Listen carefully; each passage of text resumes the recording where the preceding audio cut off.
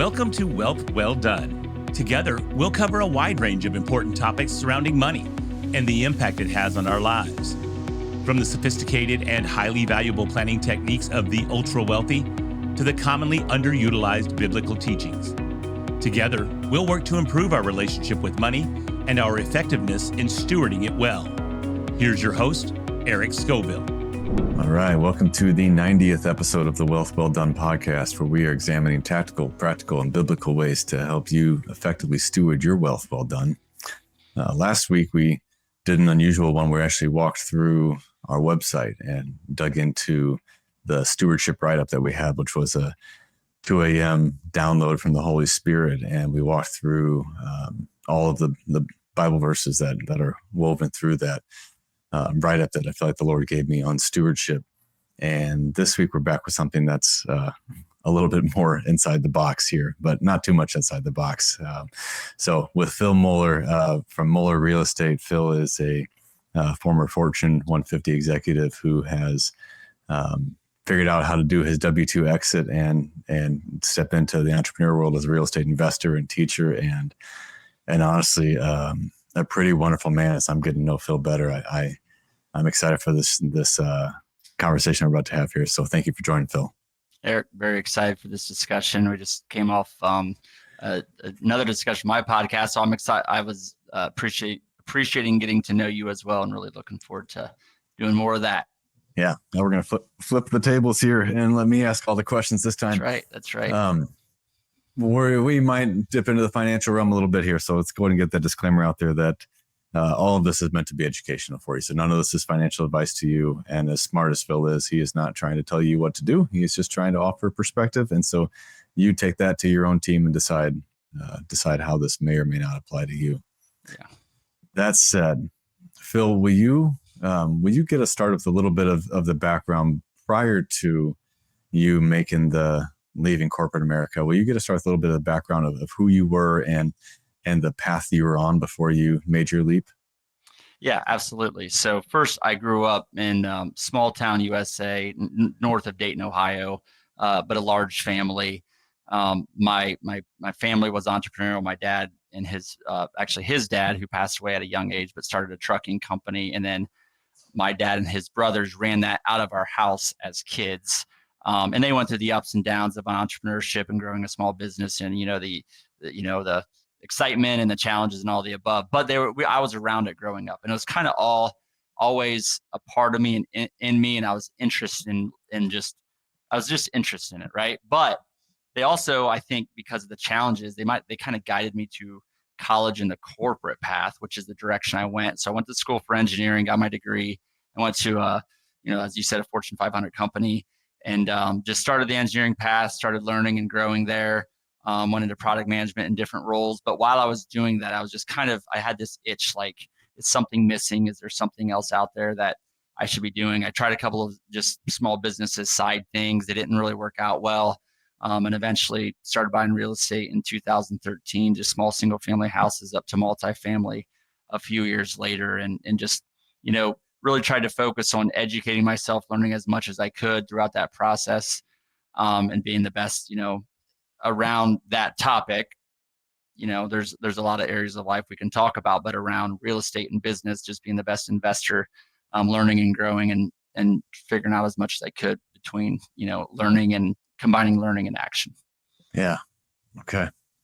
All right. So then when you mentioned that you felt like you had something missing there, has getting into real estate and tapping into the entrepreneurial bug, has that filled that for you, or what have you found was missing? Yeah. So first, let me add that when I was in the corporate world and I grew through the different roles and ranks, if you will, and we started doing different things on leadership development with our team members and really trying to just put an emphasis on developing people. And it was rewarding. It was really rewarding. But the part that maybe wasn't so rewarding was I was doing it around, for a company that I just didn't see the need or desire for the big title. And I felt like I was developing people to go grow in a corporate environment where that wasn't really my true passion. My passion, I think at the time, was more around entrepreneurship and small business and trying to help people not do that, actually do something different. And I was wanting to teach people while I was also figuring out how to be an entrepreneur myself. So from 2013, when I started buying real estate, to 2021, I was kind of building up this portfolio, but while still working in the corporate environment and figuring all this out. All right. So then when you left and because you stayed through COVID, or at least, through the initial onslaught of what that did, what was it that drove you, and what was the biggest kind of shock to your life when you stepped away from corporate America? Yeah. Well, the first thing I'll talk about is the process that I went through before I left, because it was a long process. I was an engineer by trade, as I said. So just overthinking every possible situation that might come up, trying to plan for every scenario, every problem that might happen, and really just not having the early enough conviction that I can figure this out. Not having enough faith that, okay, I can figure this out. Like I've generally had success in the corporate world this time, but I still just overthought everything, and I tried to solve every single problem when it didn't happen yet. And I don't know if I didn't have the trust at the time or earlier that I can figure this out when the time comes up, right? And I could just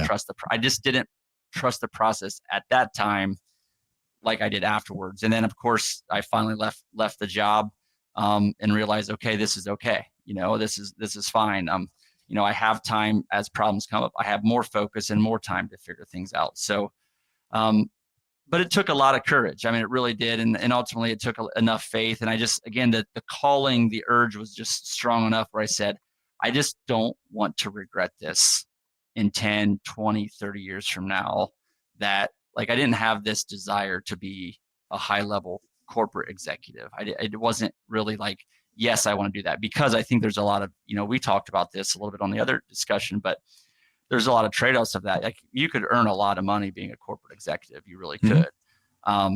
But that doesn't come with a lot of hours. And then are you excited about what you're doing while you're doing it? Are you having the impact that you think you can have while you're there? Are you missing an impact you can have? Those are some of the deeper things that were, kind of bubbling up in me at that time. Okay. And it's so good that you had the courage to step out and make that leap. How has that transitioned? How has that experience now come into play as you are doing the new version of personal development? You're in personal development before, but now that you're doing this and really helping lead others outside of the corporate setting, how has that courage come into play? It continues to. I continue to lean on it and really coach myself up, if you will, to have the courage to do new things, and some of that is building the faith and just trusting things. And when you see things happen that just don't make sense, it gives you the more confidence and more faith to move in that direction. But just like, I'll just use the example, I could say when we're buying deals, does it take courage? Well, if we underwrite right, yeah, it does if it's different. But, the big one was like starting a podcast. I felt compelled to try to help other people, and whether that's in real estate or business or other areas of life, whatever it is. But I was just so worried about, honestly, with my ego getting in the way. What will people think of me? Like, do I belong on a podcast? Am I worthy to be telling people how to do this or how to do that? Right.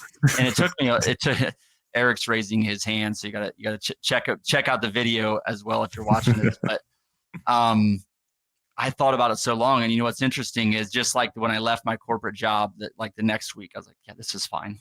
And not even when I released the first episode of the podcast, but when I just recorded it, I'm like, this is going to be fine. Like I felt like it was already out there. It was done. Okay. I didn't fall over and die while I was doing it. Like it's going to be okay. But it's so much of that is, I think ego is an important topic, because like, are we serving with love, or are we worried about what other people are going to think of us? Am I focused on who I can maybe help with the discussions that I'm having with other people and great guests like yourself that come on? Am I worried about how do I do in the interview, and what will people think of me during that discussion? And I'm not sitting here saying I have it all figured out.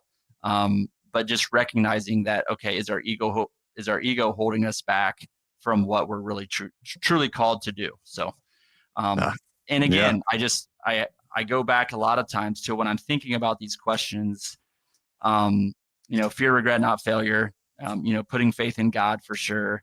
And just, what will I wish I had done today, 10 years from now? And I don't want to sit back and say, I wish I would have tried this, or I wish I would have tried that, because every time I go in a new direction, I don't end up where I planned on ending up, right? I can be overly strategic about things and try to plan the next 10 steps.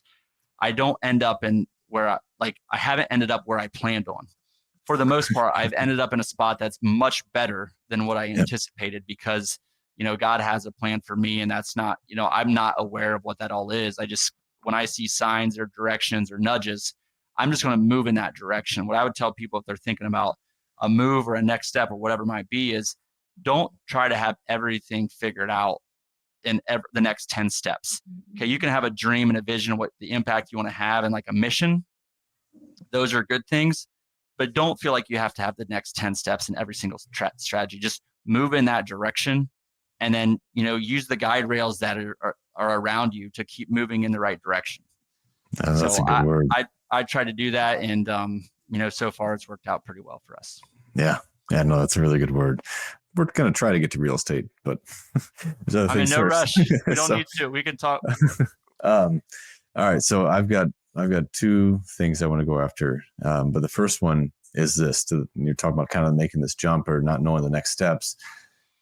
One of the things that I've talked about is this is living, and not that everyone has to do what I'm doing to be living. I don't mean that by any means, but looking at the stuff that we are doing and looking how it's on the line, looking at the risk that we're taking, and that's not just investment risk, but just the stuff that we're putting ourselves out there to do. And it just, it almost makes us laugh at what we're doing here and some of the projects that we're taking on.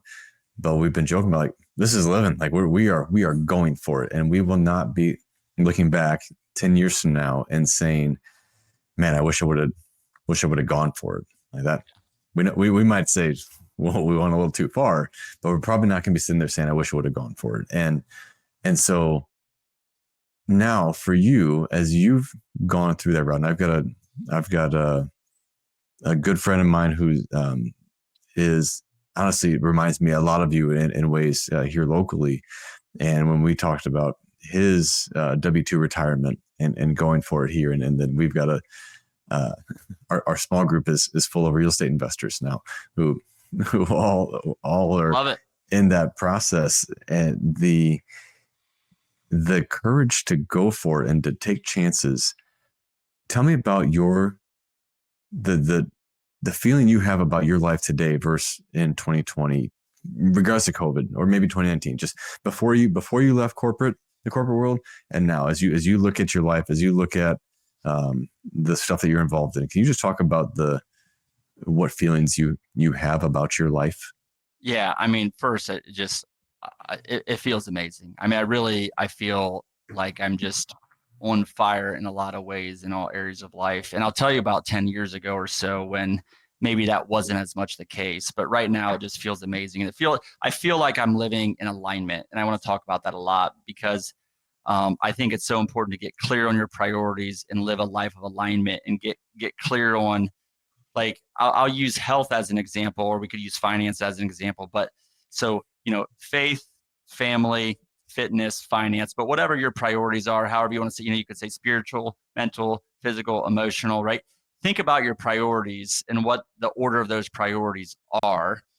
And that's the first thing. And then understand how different parts of your life support your biggest priorities, right? So like my biggest priority is my faith, and, like I want to enjoy God's beauty on earth and in heaven with my family. Okay. That's my purpose that's my number one purpose. My purpose for others, I want to inspire and educate others to live their God-given purpose. Okay. My purpose for health supports those, right? I want to have energy for my kids and my grandkids. I don't have grandkids. I have 5 kids. They're ages 14 to 5, but I want to have energy for my kids and my grandkids. If I have energy, if I'm healthy, I am a better father, I'm a better husband because of that. So I want to get clear on what my priorities are, and I want to be in alignment with my purposes for those different priorities, like financial, right? I want to be clear on what I want out of my professional life. I want to get fulfillment out of that. And how does that support others? How does that support my faith? So first, I think it's important to get clear. I want to go back to 10 years ago when I wasn't clear, right? So if I look at those of faith, I went to church most Sundays, right? We went to church together most Sundays, not all Sundays. Outside of that, I mean, I might have done a little bit of prayer to put myself to sleep, but like it wasn't intentional. I wasn't, Right. I wasn't reading the Bible. I wasn't studying. I didn't have a group of people that I was surrounding myself with to make me better at my faith. I wasn't doing it right. From a family perspective, at the time we had a 2-year-old. I was just getting started in real estate around the time. My wife was working a lot of hours. I was fine. I had started the personal development stuff, but I wasn't really prioritizing. We talked about on my podcast, Eric, prioritizing God, spouse, kids in that order. And I hadn't even thought about that, right? Like I wasn't investing like I should have been in our relationship, in our marriage at the time. It was good, but man, it's really good. It's great right now. My fitness, I think I want to say 40 or 50 pounds heavier than I am today. And I have, I think, more energy, feel better than I did then. I have less hair today, Eric, than I did then. That is for sure. But I feel better, and that's good. And financially, that's when I started real estate. I get clarity on what the purpose of that was, and I'm in a way better spot then. So 10 years ago, and all these things kind of worked out over time, but fast forward, getting clear on alignment and getting conviction on your purpose for different areas of life. Because like I say that, if your health purpose is to look good, that's pretty shallow and pretty empty. It's probably not going to drive you to work out, to eat healthy. If your health purpose is based on how you're going to show up for your wife and your kids or others or your work or your faith, you're going to be more disciplined around health if you tie your smaller purposes, whatever those are, to your biggest purpose. So that's why I think it's not one or the other. It's not living life in balance and, take one and compromise the other. It's in alignment and in support of each other. So, I went on a rant about that, but that gets me excited and fired up. So yeah, I feel good, man. I feel great. That's great. The other topic that you brought to mind earlier, I apologize. I'm missing the component that I really want to lean into with it. But the topic was about vulnerability in groups and the growth that creates. So I know that you're doing more in groups. Will you just talk a little bit about the power of being vulnerable? Yeah, I think it's important. First of all, I think having a group, I'll start there. I think having a group in different areas of life.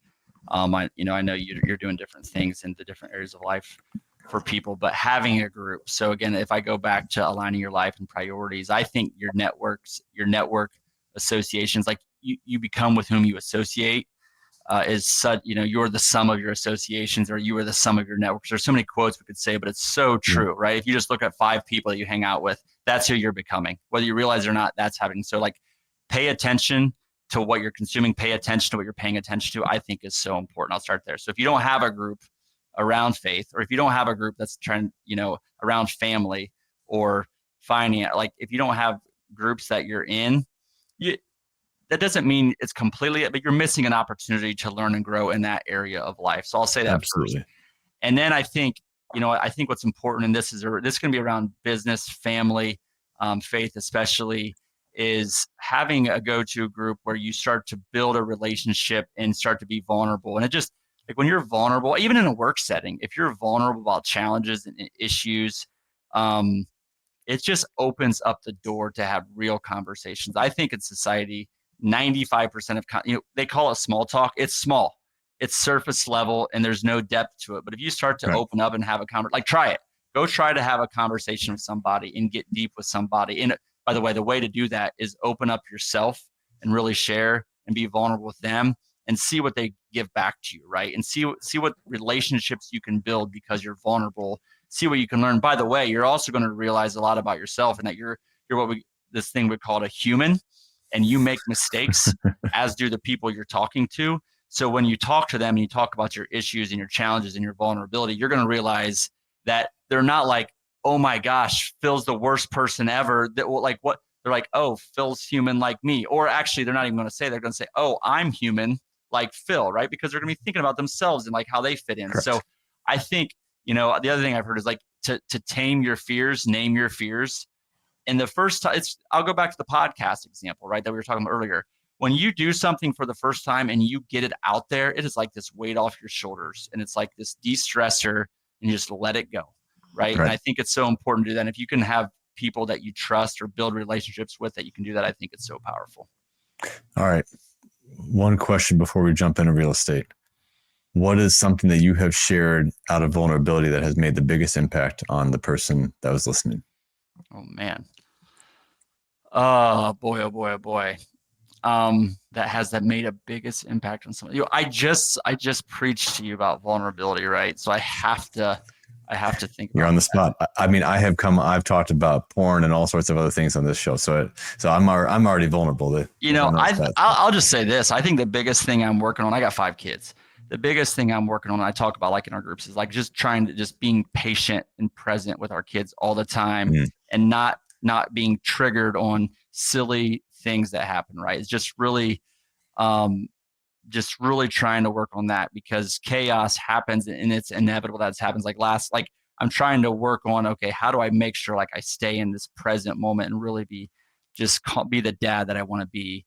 So like I go in, and like last night I went in and I was like, okay, I'm just gonna do a little prayer before I walk in the house. Like, this could be like other side of this door.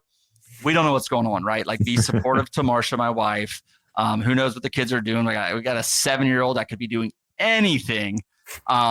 So I would say that's a big thing that, now the world knows, but I've had discussions with people, and I don't know. I don't know if sharing that has been as helpful to others as it has been to me, because people are like, yeah, staying calm is not always easy as a dad, but trust me, I'm really working on it. I'm trying to figure out like, okay, how can I really stay calm with these little ones? Because it's so important, because I want them to be calm. Right. So. Right. Yeah. I had to apologize to my 2-year-old last night when I was walking him back to the truck for my reaction. So fortunately, no one else had to know that besides him and God. But yeah. If I could just, but I tell you, when I stay calm, and I come back and I have a conversation in a better spot 5 minutes later, 10 minutes later, and explain things, and if I get excited, I go back and I'll have a conversation and sit down and talk through with them, of course. But if I stay calm, man, that can be a really powerful approach to parenting. And the overreactions are not necessary. So I'm working on it. All right. No, thank you for sharing. Okay. Switching gears, real estate. Can you give us a little bit of, just lay the groundwork, a little bit of what the real estate market is like in Northwest Ohio right now? Yeah. So, I think, first of all, I'm invested in a lot of deals. I did a lot of investing in 2021, 2022 throughout the U.S. So I've got some familiarity with other markets as well.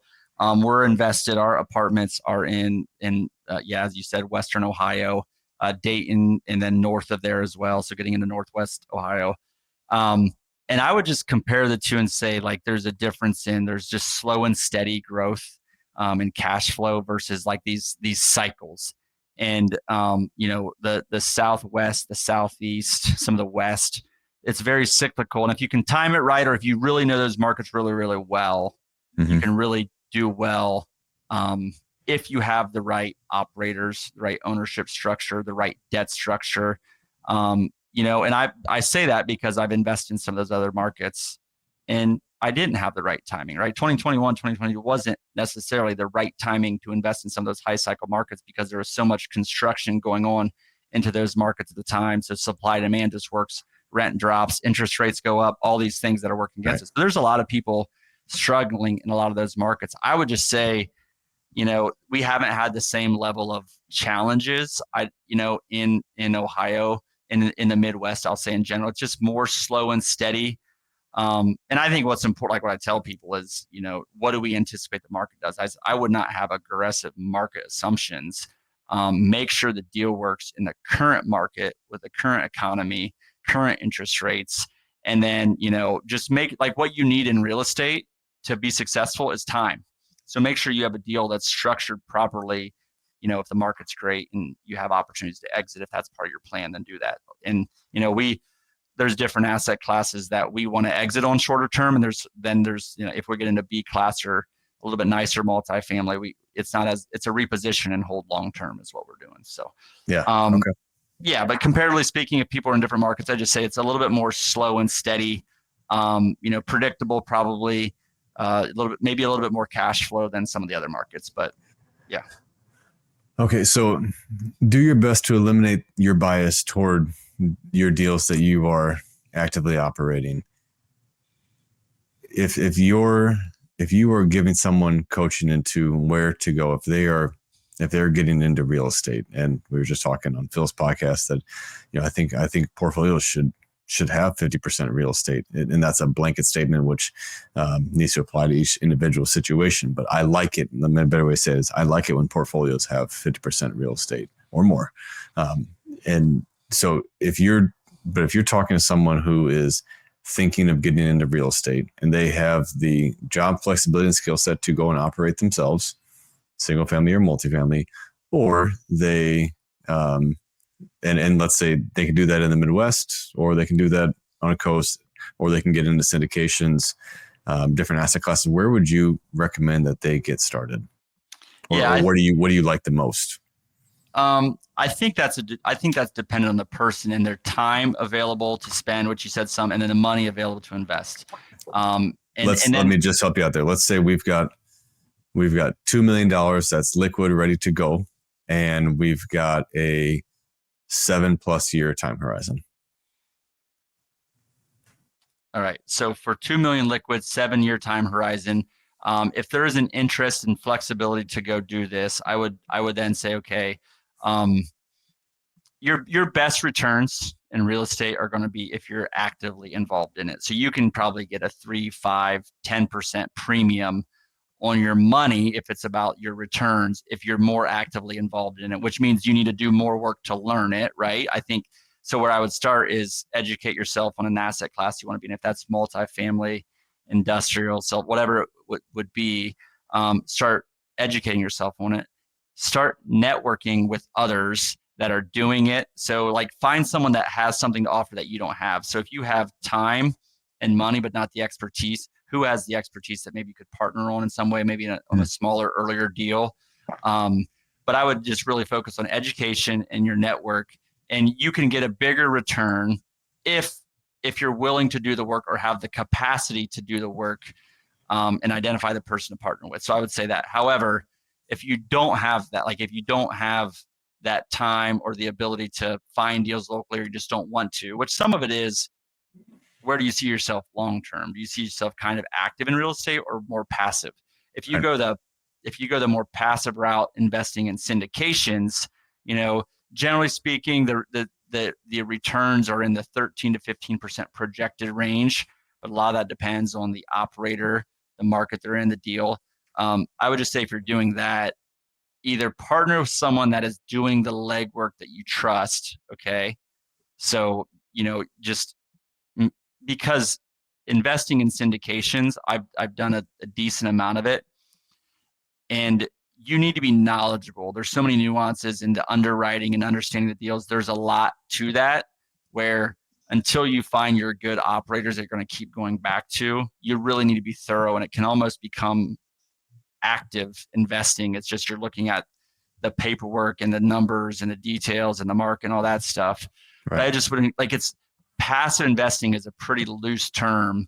Now, if you've found operators that have delivered returns a couple of times for you, then it might be time to say, okay, I don't need to go underwrite every deal. I'll look at a higher level, but I just know this person is going to put my money to good use, and I trust them, and they're going to give me good returns because they just deliver every single time. And if you build trust with their character, competence, and the connection you have with them, that's how you build trust, those 3 things. If you've done that, then you can start to be more passive long-term. So I think getting clear on your long-term education, association, and then, pull the trigger. The other thing is if you have 2 million, you can diversify that in a lot of different deals too. Like I would think about a portfolio allocation strategy. Where do you put is 2 million liquid a part of a 10 million, 20 million, $50 million net worth. Some of that depends. If it's part of a $3 million net worth, I would really diversify that much more.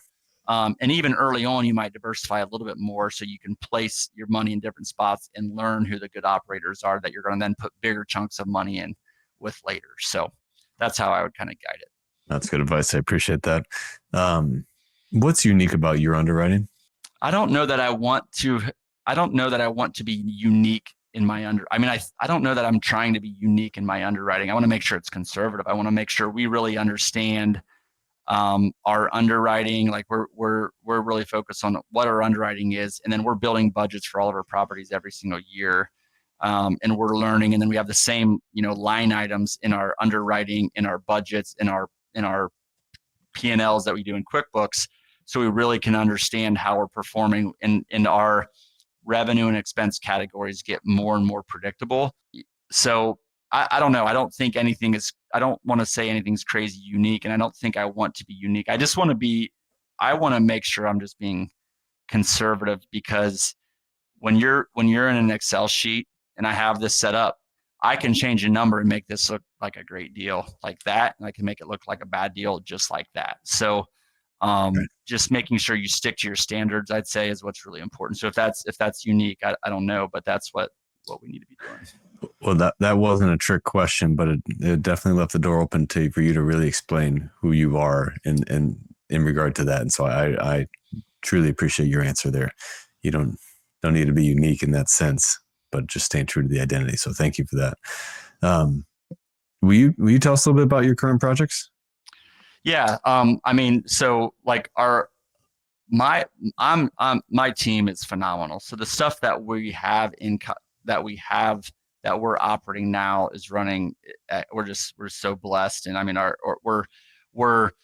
we built our like there's a deal we bought last May, and we're outperforming a pro forma by a significant amount. We just built a budget. So then we built a budget for next year, and we're like, I told Mike, I'm like, you're doing so well again. I feel like I'm back in the corporate world, Eric, because I'm like, we're doing so well against the budget. Like, hold on a minute. Like, we're just setting ourselves up but like, keep going, keep operating, and I think we can just be operationally excellent with the core values and the culture and the people, team members, players.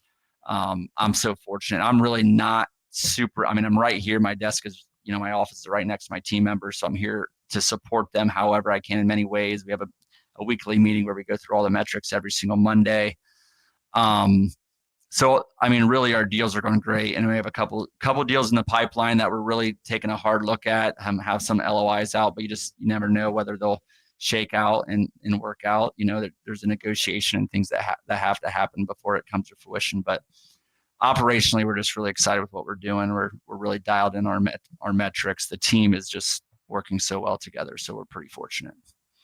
That's good. The deals you have coming, do you have openings for investors, or if someone was interested, how would they get in line?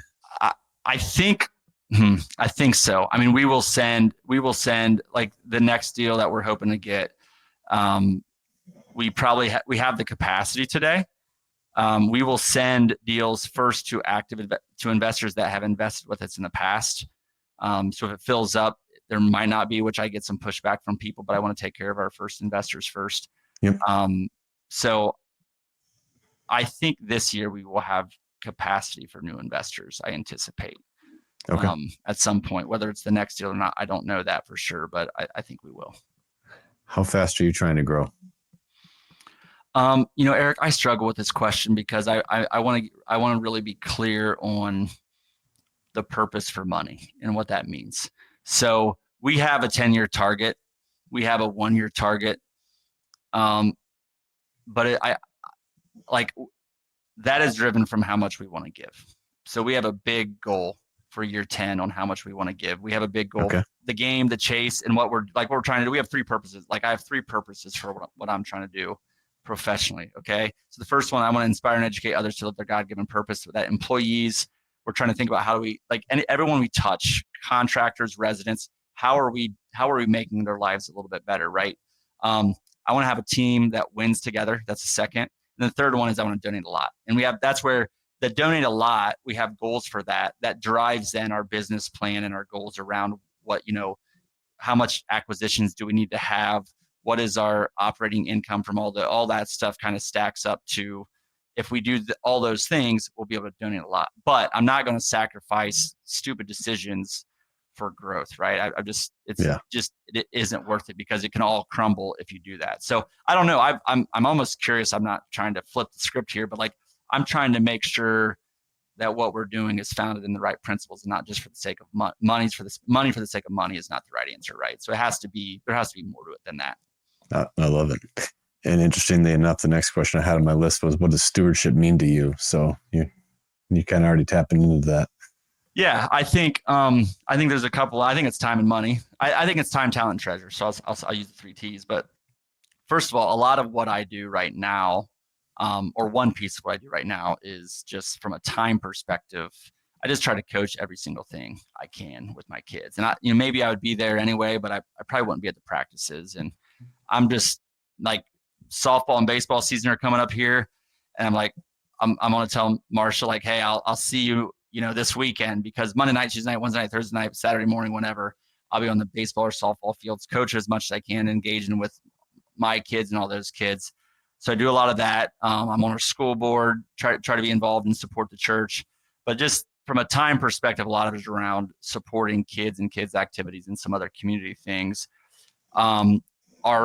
From a business perspective, we're doing a quarterly giving day. So like in the fall, we went to a homeless a food pantry, basically, where we brought the food, cooked the food, and served the food. Our employees, and then our employees and their kids went there and helped serve the homeless. So we did that. And we're going to do another one. I think it's the end of March here, coming up relatively soon, where there's single mothers that are basically coming into their faith, and we're going to support just that organization because they do great work. I'm trying to pair our giving goal with connecting to that more, right? I have a cousin that's a brother at Glen Mary Missions down in Georgia, works for the super poor. So trying to support just the amazing work that he's doing. There's a lot of amazing organizations, but we talked about this earlier. The more connected you can be to those, I think the more fulfillment there is as well to the giving. So I'm still trying to figure this all out myself, but we're trying to do the different elements of it. And then the other thing, look, educational stuff, I am losing my tail on education and marketing strategy and all kinds of stuff right now. But I really, I try to, if people want to job shadow me, if people want to just, sit down and have an interview, if they need help on, hey, how do I start a podcast? I'm like, I don't know if I'm the right guy, by the way. I just try to serve people and help people on that way too. And I'm not tracking all that stuff, but I'm just trying to give. There's a book, The Go Giver, which is, if you have that mindset, first of all, it's the right thing to do. And second of all, if you do that and you have an abundance mindset, I think it will work out for me in the long term. Yeah, man, I agree. I love that expansion of stewardship beyond money, which is obviously where people go first. So totally agree. Okay. You're working on a book, and it seems like it's probably a little bit of a conglomeration of all these different experiences and what you're getting into here. What are you hoping comes out of that book? What do you hope the fruit of that is? I have it written in the book so the book will be called The Purpose Matrix. And it's really, if you imagine on the top of it, there's your different areas of life, what's most important to you, from left to right. And then down the side are the 5 principles of success. And you're going to fill out this matrix, and you can do this weekly. You can do this quarterly. You can do this for a 1 year. It's a framework to help build your planning of who you are, of what you do. And my goal is, if you I want to help people apply those areas of success to the most important things in their life. And I think for most people, the only way to really have true happiness and have true peace is if that is spiritual, right? If the far left is faith. So I'm hoping through people doing this framework, it pulls them in that direction. And I'm hoping we can impact selling a whole lot. So the principles of success, get clear on your purpose, educate yourself, associate with others, courage, and example. So the acronym is PEACE. And I'm hoping by saying, hey, you need to educate yourself in the most important areas of life. Can we can we influence the sale of a ton of Bibles, right? Can we help people get into a group that helps, them build their faith, or be a better father, or be a better mother, or husband, or wife, or whatever it might be. So just helping people get clear on who they are, what their real identity is, by working through this very iterative thing we call life. I just felt like on air right now, we're supposed to pray for that. Phil, that is a beautiful goal there. It's not how many books you can sell or how many interviews you can go do on that. So I'm just going to pause here for a second and pray over that. Holy Spirit, I thank you for Phil and what you are doing inside of him, the way that you are using his past, using the skills that you have cultivated inside of him. And now you are helping him learn how he can scale that so that the impact that you can make through him extends beyond his time. It doesn't need him to be in a one-on-one meeting with people, that you can allow more people to get impacted by him, and honestly lead more people into a greater depth with you. So we pray over the process of writing, publishing, getting all this done, your timing, your way, get into the right hands. And it's not about the number of sales or what accolades he gets, but it's about your plan coming to pass and his obedience. So we thank you for that. And we just pray your blessing over the book, Phil and his family, and the readers who will be impacted by that. Thank you, Lord. Man. Phil, this is good. How do people find you? And to, I'm thinking of the people who want to learn more about real estate, people who want to invest, and as well as, your podcast. So I want to also put a plug in for your podcast here, because when I was looking through Phil and we were talking about the branding of this being real estate, but you started looking through his podcast, and it's a whole lot more than real estate. There's some really great content you have there. So will you just talk a little bit about that and how people can find and connect with you? Yeah, I appreciate that. First of all, like LinkedIn, social media is a great spot. Website, moellerre.com, MOELLERRE.com. The podcast right now is the Moeller Real Estate and Business Podcast. And honestly, I like talking about real estate. I love talking about this other stuff, right? I love talking about purpose and mindset and leadership and stewardship and faith and family and just every area of life. It gets me excited. And so I'm rebranding. So Moeller Real Estate and Business Podcast right now, it'll be rebranded in the next month or two. I'm working with On Air Brands, as you are, Eric, to go through that process. It'll be the Purpose Matrix, which is the name of the book. And we're really trying to build the momentum around that. So, we're having discussions on real estate, but it's really about business, entrepreneurship, faith, family, health. We've had health people come on and really just trying to have an impact.